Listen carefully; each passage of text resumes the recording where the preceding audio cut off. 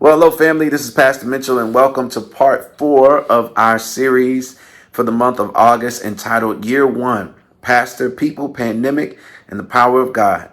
I want to thank all those who have been with us over these last 4 weeks now as we've journeyed through this conversation around the year that has been with Pastor and People. And as we get closer to our 1 year celebration coming up on this Sunday, we conclude with this final piece of our series entitled, I Know the Plans.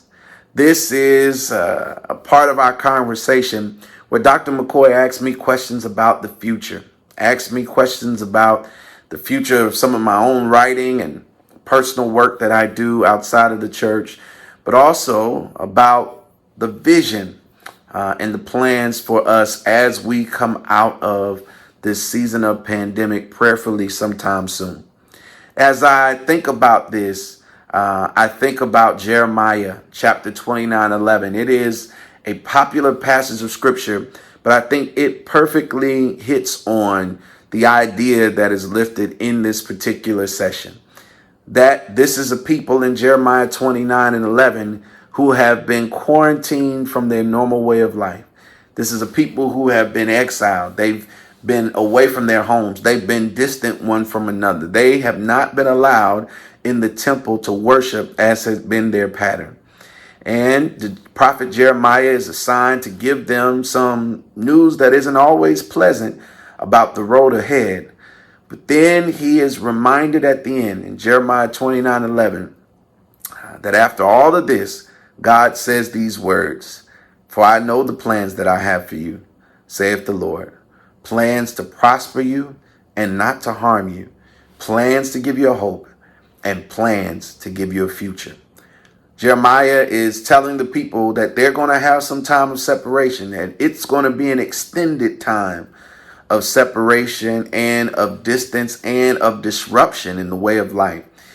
But that after a set amount of time, that God still had plans for God's people whenever that time of exile, social distancing, if you will, and quarantine away from their home, their church, or the temple, if you will, and their way of life, that God still had plans for them on the other side. I hope that you'll take the time to listen as we talk through some of those plans for us here at 31st Street Baptist Church as we continue in part 4 even now.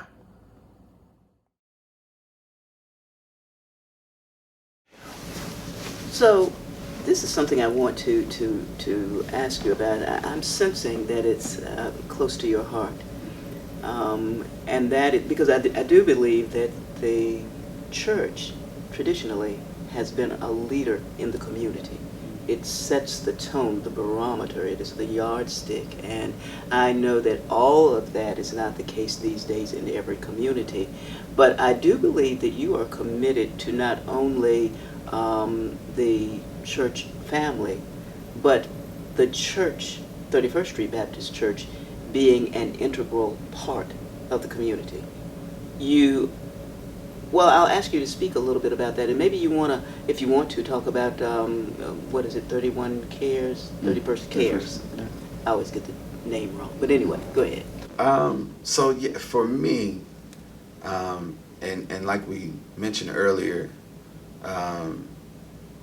Scripture is at the center of how I look at leading in this context. And so, just as a disciple, but then also as an organism, as a church, we are called to do justice ministry, which I hope that we will expand into in 2022, and prayerfully thinking through some potential partnerships. When I talk about partnership, I don't talk about partnership because I don't think that we could do it. I don't believe in reinventing the wheel if we don't have to. And if there are other people that we can plug into that are already doing the work, I don't think that we have to stamp our name on everything. We can just do the work, right? So I believe in that. But the commitment to justice, Micah 6:8, what is God required of us, but to do justice, that verse says, or do justly, some translations say. Do justice. Love mercy and walk humbly with our God. We have a responsibility to be engaged in the work of justice, and I hope that we will do that. And hopefully, as we get to the end of the year and closer to the church meeting, we'll have more conversation about where I think we can go with that piece. But we also have the responsibility to serve our brothers and sisters in a sort of benevolence way, but also sort of in what you would think of as a social services kind of experience. And so, that comes right out of Matthew 25. When I was hungry, you fed me. When I was thirsty, you gave me drink. When I was in prison, you came to see about me. All these sort of things where we are meeting direct services, if you will. And so I want us to be a part of that. And something that drew me to 31st Street Baptist Church was what I perceived to be a tradition of that. When I think about the Nutrition Center and what it stood for, I see us in the community feeding those that are hungry, doing the work of Matthew 25. If there's a need for that, I would love to see us do that. When we talk about ways in which, and of course this is not for next year, but as we go down the road, how can we utilize the facility to be a blessing to our community beyond 75 minutes of worship on Sunday, a rehearsal and a Bible study? Like, there's 7 other days of the week, or 6 other days of the week if you don't count Sunday, that we can be effective and that we can serve. So that is very important to me. I have a love for people in general, and I think that as a congregation, that is part of what we're called to do. And I've mentioned the foreigner before, but that's a biblical concept. This idea that we don't just take care of Israel. We don't just take care of our family, our 31st Street family.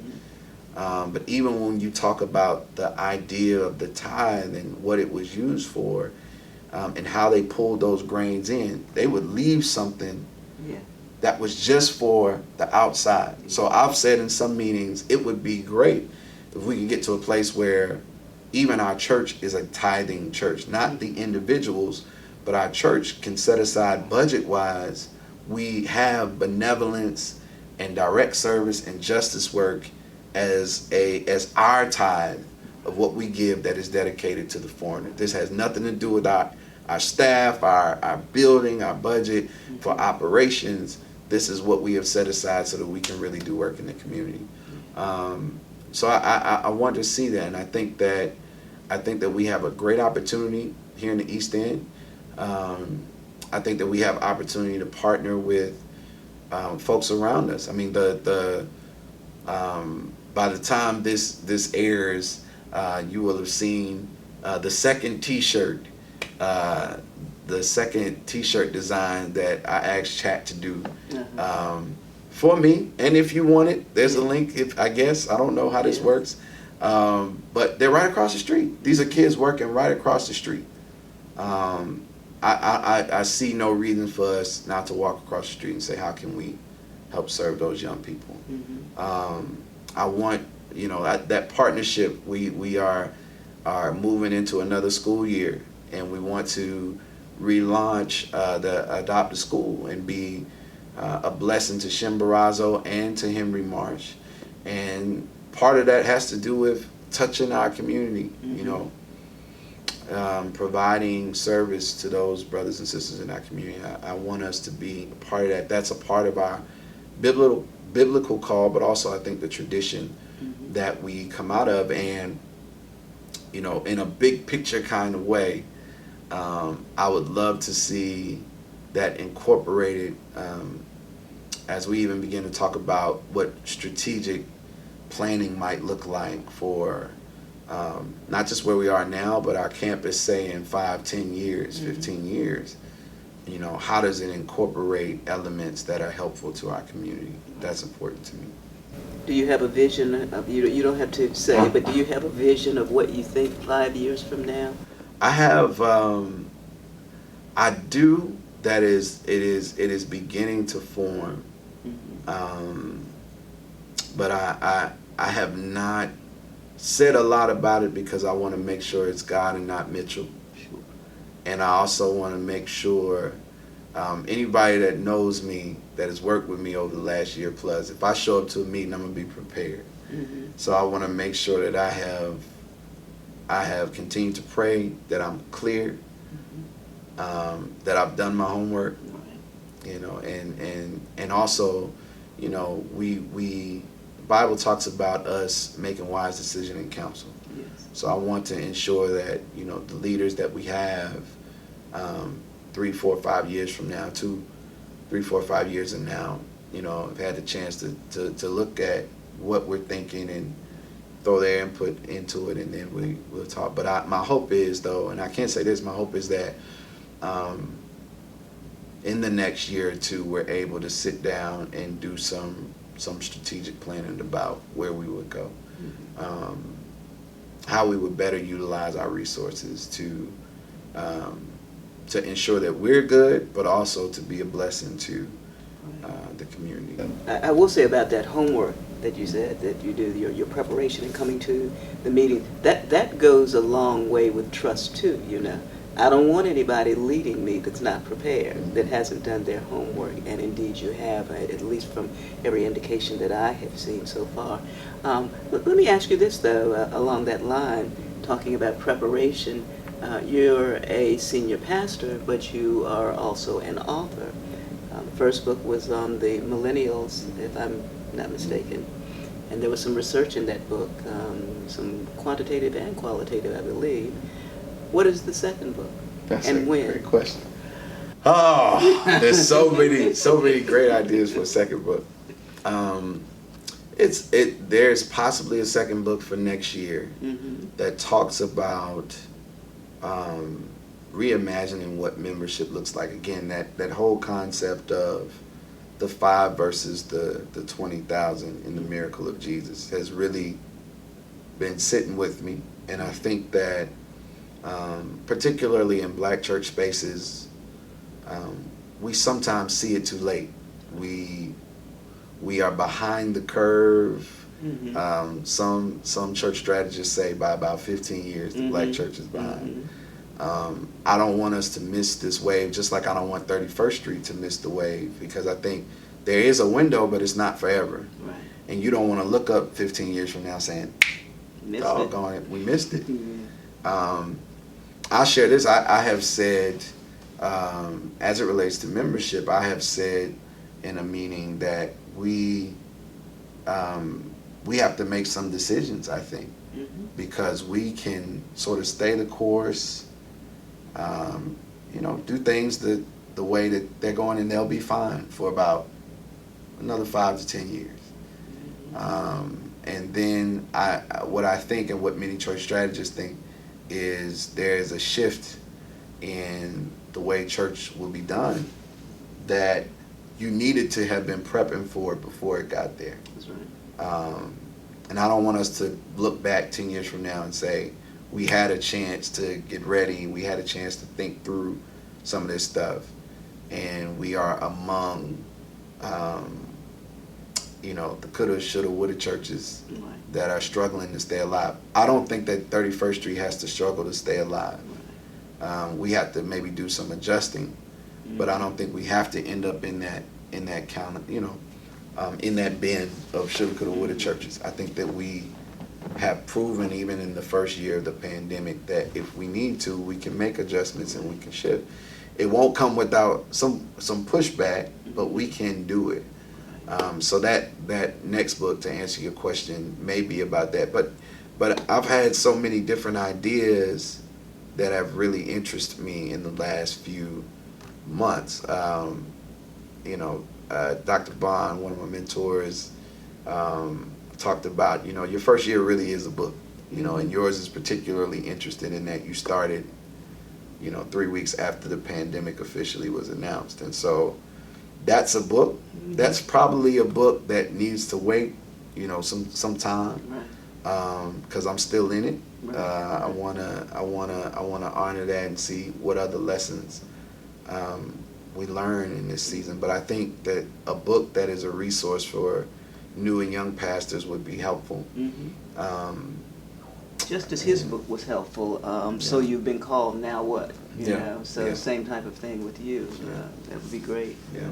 We're looking forward to it. Yeah. So, still teaching? Still teaching. Still have the privilege of teaching at STVU, and still teach a class per semester at University of Houston. I don't know how long they'll let me do that, but I'm enjoying it. It's an opportunity to, again, hear from some young people who aren't necessarily attached to church, but have an interest enough. I teach a class called The Black Church in America. Right. And so they have an opportunity to engage with our history, but also with the future, and they're able to kind of give me some perspective on some things each semester that maybe I hadn't considered from, a Gen Z millennial perspective. So it keeps me fresh in that way. But I also want to write about what I hope will be the most transformative health year of my life. And that, I was going to get to that too. Yes. I've learned so many things over this last year. Talk about that, because there has been a transformation from the day that I saw the first. I'm not even talking about when you came here, but the first tape that I ever saw of you to this moment. There has been a transformation, certainly a physical one, often a mental transformation comes with that. But I'm not putting words in your mouth. You tell us about it. No, so I have to thank Mr. Jaden for this. I probably, when I first came, so I have to thank Jaden, and I have to thank 31st Street in Paris for this. Okay. So when we first started our recordings, and then we got to where it was hot, and so I said, "Hey, y'all, let's be more intentional about casual wear in the summer." So you look at those early tapes, it was not pretty in terms of my portliness was even more pronounced. I'm not where I want to be yet, but it was even more pronounced last summer. And so it was then that I said, okay, I need to do something. Now I knew, I'm looking back at old pictures now from like 2018. I knew then I needed to do something different about my eating and my exercise. And I've never been averse to exercise or weightlifting. Like, I enjoy that. Depends on what it is. Yeah. But I enjoy that part. The hardest part of it is the diet. It is the discipline with the diet. And so, even last summer, going through, I hit the gym and I was getting some nice results on my arms and that kind of thing, but I wasn't losing weight. I was still, in the 300s, because I hadn't really changed my diet, not for real, not in a real significant way. But then, as we got closer to Jaden, coming, and Lori's getting bigger, and I'm okay. I gotta chase around two little boys. How you gonna do that? Now I'll still say, like, I think in the 300s, I was still a sexy guy, and nimble on my feet. I could dance still. It was pleasingly plump. Yeah, pleasantly plump. Yeah. Yes. Okay. And could move and all that, but not. I knew, and we have a history of, some heart stuff in my family, and I know where that can go. Yes. And I was headed in the wrong direction. So I think those early tapes, and I think Mr. Jaden, who kind of became my why, and really got serious about it at the top of the year. And it has been a journey that is not over, but to go from the 300s, I'm now in the 260s. And I'm not done. I just sent my wife a list of goals for the rest of the year. We're about halfway to where I want to be, and so but I've learned You sent her a list of your goals? That's right. Okay. That's right. Okay. Because one of the things I'm working with a trainer now, digitally, but one of the things he talks about is putting your goals down. Again, same kind of principle for leadership and what we want to do here at the church. You write down your measurable goals. You'll know whether or not you hit it. Right. And so he encouraged us, okay, one of my goals was to get to the 260s. All right, now I'm in the 260s. That's What's your goal now? Let's reevaluate. And so was able to kind of push it out as far as I could see it. From now until April the 3rd, my next birthday, what do I want to see happen? And not just numbers on the scale, but what soup size do I want to be in? What are some activities that I want to do that maybe I haven't been able to do because I was more pleasantly plump than I am now, right? What kind of beachwear and all Come on now! Come on! I'm going to show up. Listen, summer 2022, y'all forgive your pastor, because if I make it to the goal, you're gonna make it in summer 2022, just forgive whatever's on Facebook, Instagram. I'm out here, okay? I'm out here. It'll be like Dwayne "The Rock" Johnson preaching the gospel. You're gonna make it, but you're gonna make it, and you're gonna be preaching and all that. It's gonna be glorious. But I'm gonna tell you right now, so get ready. One of your esteemed ministers, I call her the dean. I'm not gonna mention any names today, but one of your esteemed ministers has already made it. You don't need to lose no more weight. You don't need to do it. So you might have a little bit of a problem with her if you do that. Now, so my plan is to get to a healthy weight, and let me also shout out Brian, because he was a big part of my motivation. He dropped, and let me say it right, Brian, 100 plus in 2020. And so sometimes you could do it, and I've been one who always wrote on the goal. We do goals every year. Most of them we hit, but there's one that like kept coming up. Like, I'm gonna lose, this amount of weight. I'm gonna be this size. It never quite changed. Right. But watching Brian transform. So shout out to Brian, the flower guy. He had something on Instagram today. I don't have my phone with me, but it's he's standing there. It's like a black shirt and short. He's in his business. He's working. But you can really see how he's removed that weight. It's a wonderful thing. So they were basically my questions, and we are looking for the very best. We're coming up on the first anniversary. Number 1. You made it. Let me look at this here, camera. I made it. Y'all know who you are. God bless you. Okay. I'm just messing. Yes, you did. Indeed, you did. Anything you would do differently? Sheesh. Anything I would do differently? I would say yes. It's hard to pinpoint one particular piece. I wish that I had. And again, my goal wasn't to do. I tried not to do anything drastic that didn't have to be done. Right.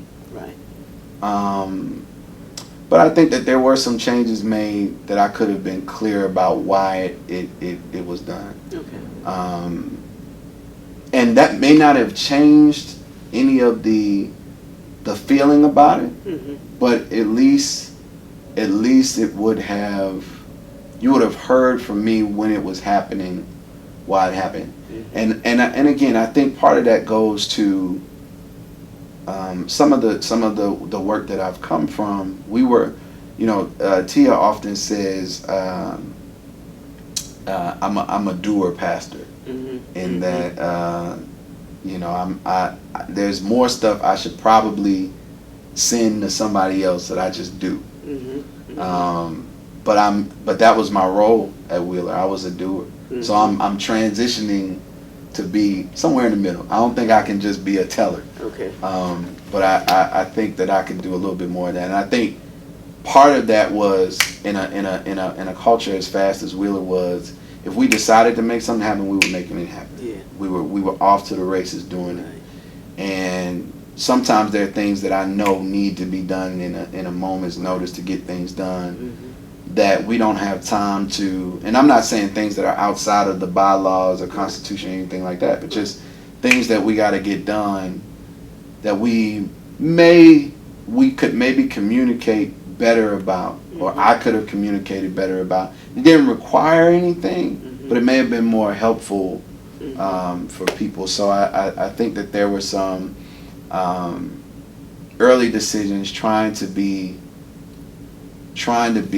quick and effective, particularly in the very beginning, that I could have communicated better on. And even to, we didn't talk a whole lot about 31st Cares, but even in the creation of that, how that was done, not having a firm enough clarity around how our controlling documents wanted to see that happen, and that's on me. And I used to I used to meet with Minister Nicole once a week as a part of her internship, and just kind of give her little lessons from the pastorate that would come. Right.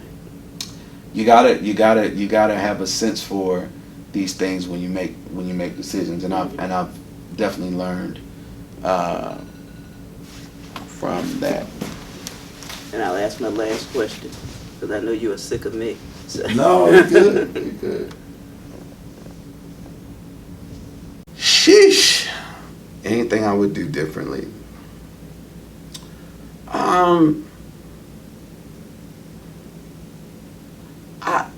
I would say yes. It's hard to pinpoint one particular piece. I wish that I had. And again, my goal wasn't to do.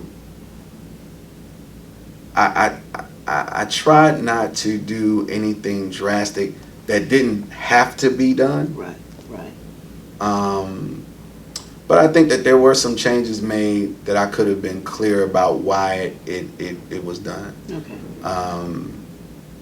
And that may not have changed any of the feeling about it, Mm-hmm. but at least it would have, you would have heard from me when it was happening, why it happened. Mm-hmm. And again, I think part of that goes to some of the work that I've come from. We were, Tia often says, I'm a doer pastor, Mm-hmm. in that there's more stuff I should probably send to somebody else that I just do. Mm-hmm. Mm-hmm. But that was my role at Wheeler. I was a doer. Mm-hmm. So I'm transitioning to be somewhere in the middle. I don't think I can just be a teller. Okay. But I think that I could do a little bit more of that. And I think part of that was in a culture as fast as Wheeler was, if we decided to make something happen, we were making it happen. Yeah. We were off to the races doing it. Right. And sometimes there are things that I know need to be done in a moment's notice to get things done, Mm-hmm. that we don't have time to. And I'm not saying things that are outside of the bylaws or constitution or anything like that, but just things that we got to get done that we could maybe communicate better about, or I could have communicated better about. It didn't require anything, but it may have been more helpful for people. So I think that there were some early decisions trying to be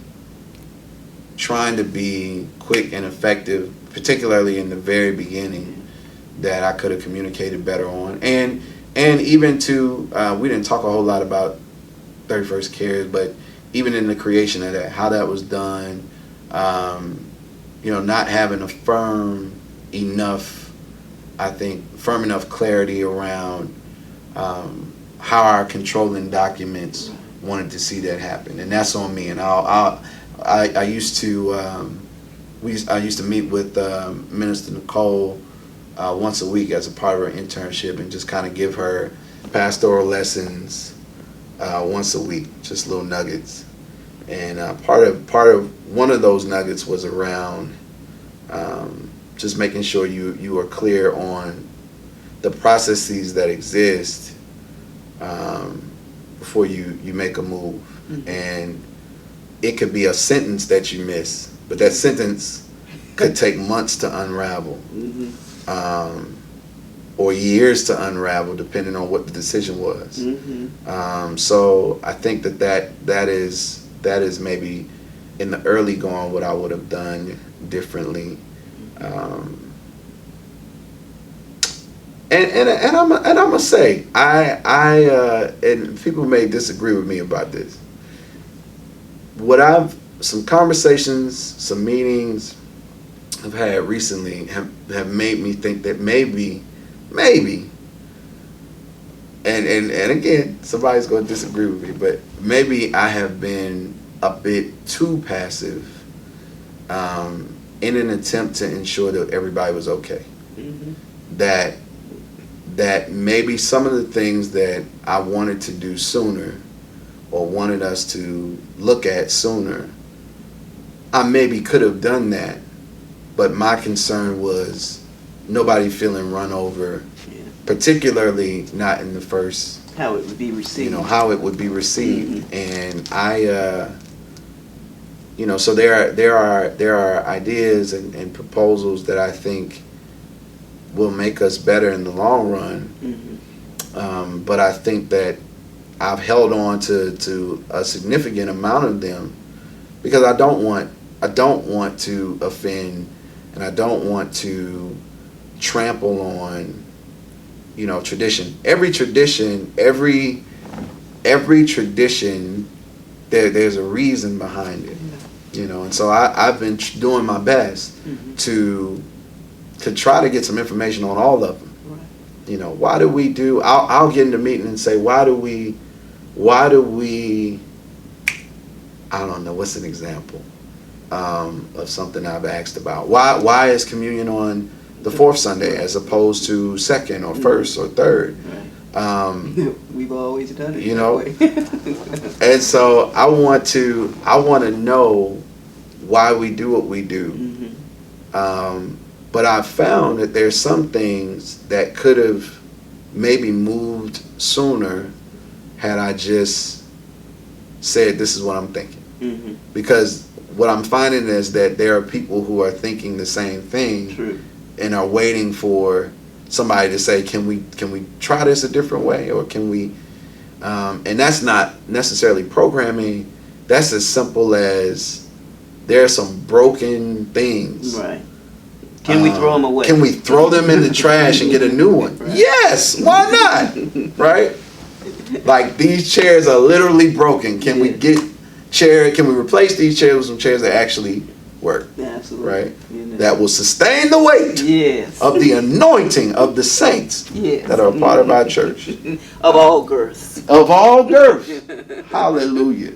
I'm in the number. I think the other side of that, too, is we can all have gifts so far as leadership, but you can't have 300 pastors. No. Somebody has to be the senior pastor, so I'll leave that alone at that point.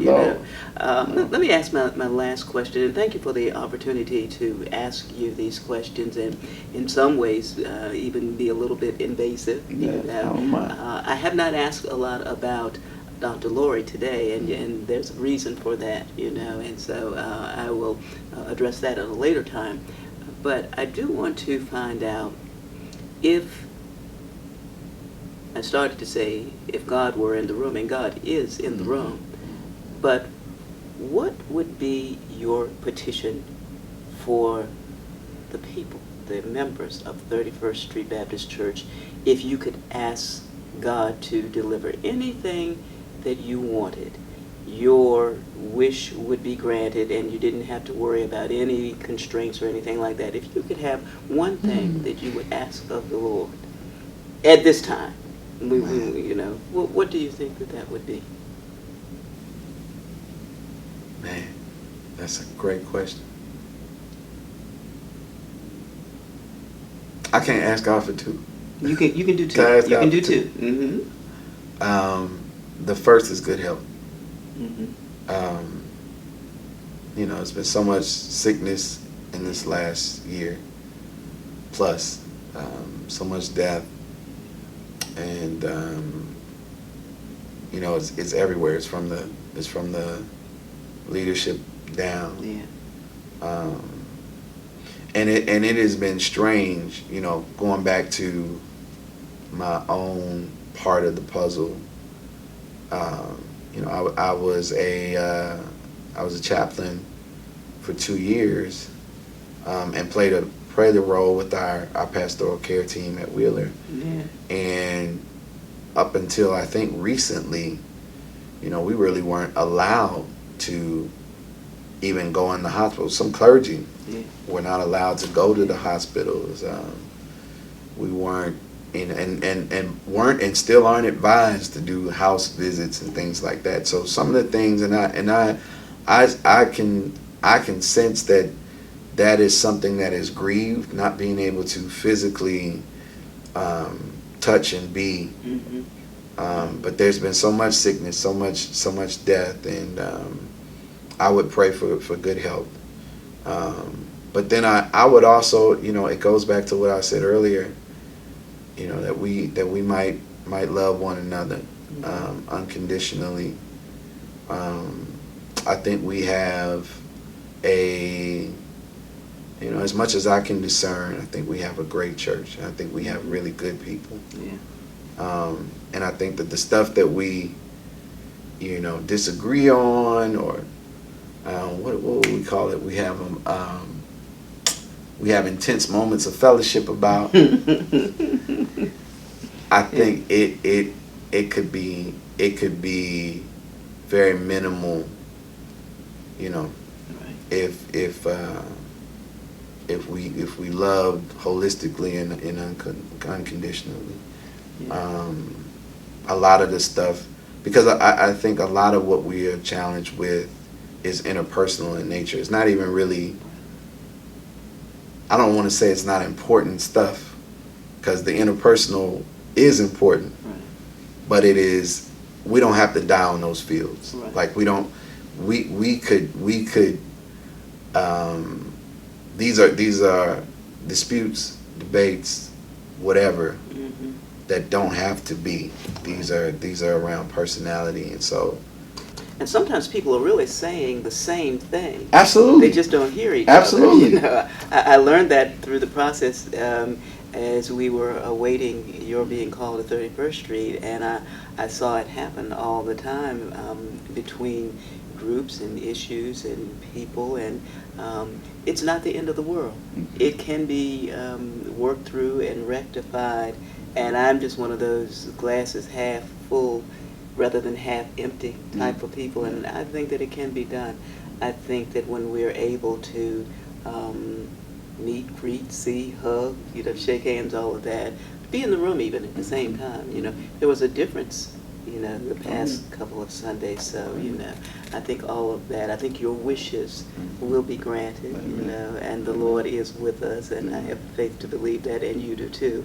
So thank you again for the opportunity, and we're looking forward to the anniversary, and then we'll see what happens in the next year and celebrate that as well. Yes, ma'am. Thanks so much. Thank you.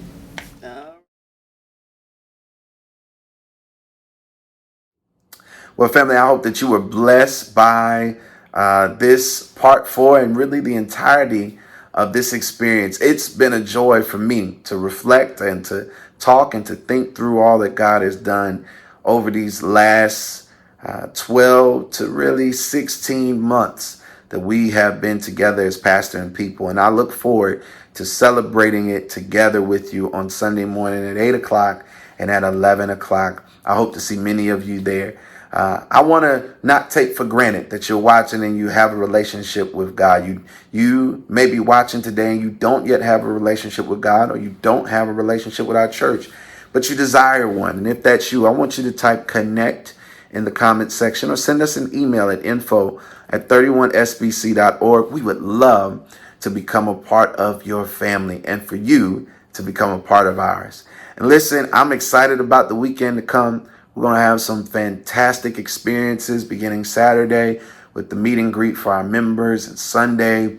I'm just believing God for a high time in worship as my father, the Reverend Marlo Mitchell, comes, and my pastor, the Reverend Dr. Marcus D. Cosby, comes at 11 o'clock to bless us with the word of God. We've got special guests, psalmists that are coming. Brother Clifton Ross, who is best known for being on Sunday's Best. Phenomenal vocalist. He's going to be there on Sunday morning. You don't want to miss the experience. And I look forward to seeing many of you in worship. Continue to be safe. This Delta variant is no joke. We are continuing to monitor what's happening with COVID-19, and we'll get an update at the beginning of September. But until we see you Sunday morning, may the Lord bless you, keep you. May the Lord cause God's face to shine upon you and be gracious unto you. May the Lord lift the light of God's countenance upon you and give you peace. And remember, God knows the plans God has for you. Plans to prosper you and not to harm you. Plans to give you a hope and a future.